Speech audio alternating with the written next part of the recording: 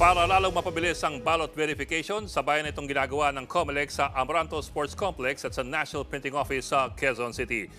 Minamadali na ito, lalo't pwede raw kasing maatrasado muli ang ballot printing kung may mga balotang hindi papasa at kailangang i-reprint. Nasa frontline na balitang yan si Mon Gualvez. Isa-isang pinapasok sa automated counting machine o ACM ang mga balotang gagamitin para sa Bilang Pilipino 2025.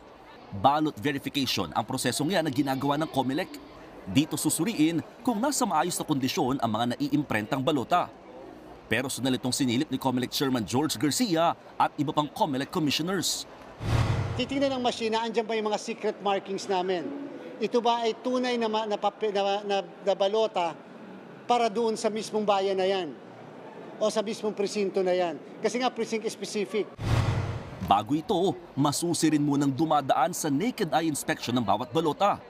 Titignan ng verifiers kung may damage ito tulad ng punit, smudge o kumalat na tinta o kahit discoloration o pagkakaiba ng kulay ng mga balota.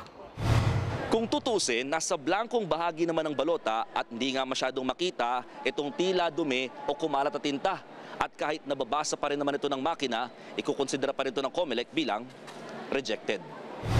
Ang problema, oras na may ma-reject na balota, kailangan nilang isingit kaagad ang pag-iimprenta ng magiging kapalit nito. Ang rule ngayon natin, pag may nakitang rejected, dapat within the same day or kinabukasan, reprint ka agad ng reprint. Yes, kasama po yung posibilidad na delay, but we have no choice. Libreng pinagamit ang Amoranto Sports Complex sa Quezon City para sa ballot verification. Pero ginagawa rin ito sa National Printing Office o NPO. Ang problema, maliit ang espasyo roon kaya umaabot lang sa 600,000 ang na-verify o nasusuring balota kada araw.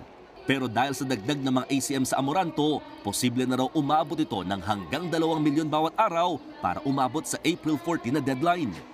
Sa ngayon, 27 million na ang naiimprentang balota. Katumbas yan ng 36% ng kabuuang bilang ng mga balota na gagamitin sa Bilang Pilipino 2025. Nagbabalita mula sa Frontline, Mon Gualvez, News 5. Mga kapatid, Ed Lingaw po, maging maalam at may pakialam sa mga napapanahong balita sa ating bansa. Para sa mas malalimang pagtalakay at paghimay sa mga issue at headlines, tumutok lamang at pag-subscribe sa social media pages ng News 5.